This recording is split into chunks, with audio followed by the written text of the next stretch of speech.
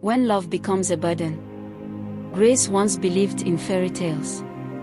She believed that love, when watered with patience and sacrifice, would grow into something beautiful. When she married Joe, she thought she had found her happily ever after. Joe was a skilled tailor, admired in their village for the fine clothes he stitched.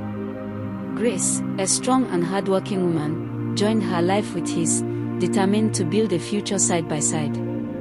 She supported him with everything she had, cooking, cleaning, farming, raising their 2 children, and still finding time to help him in his tailoring shop. People admired them. They were a team. Until Joe began listening to the wrong voices. His friends called Grace too strong. They whispered poison into his ears. "You let a woman run your life," they mocked. "She's the man in your house."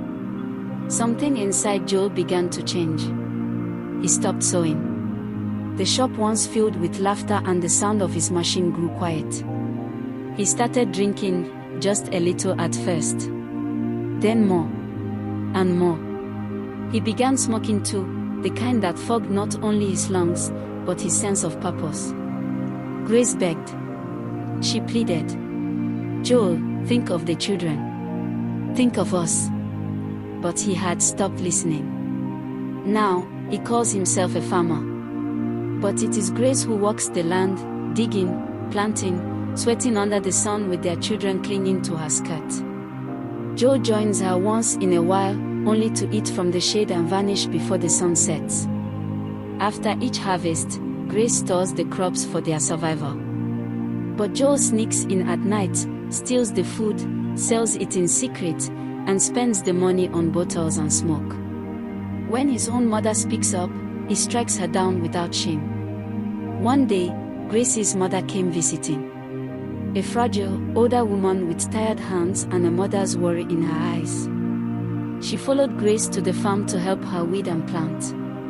That afternoon, Joe showed up, staggering, reeking of cheap gin. He didn't lift a finger, only demanded food. Grace, exhausted and aching, spoke with tears in her eyes. "Joel, please, we are working. Can't you help? Can't you stop?" His rage exploded.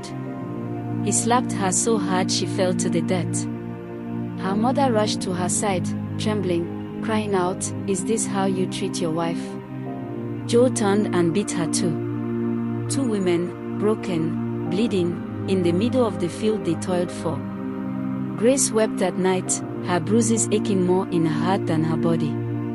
Her children slept beside her, unaware of the storm their mother endured. She could have left. Everyone told her to.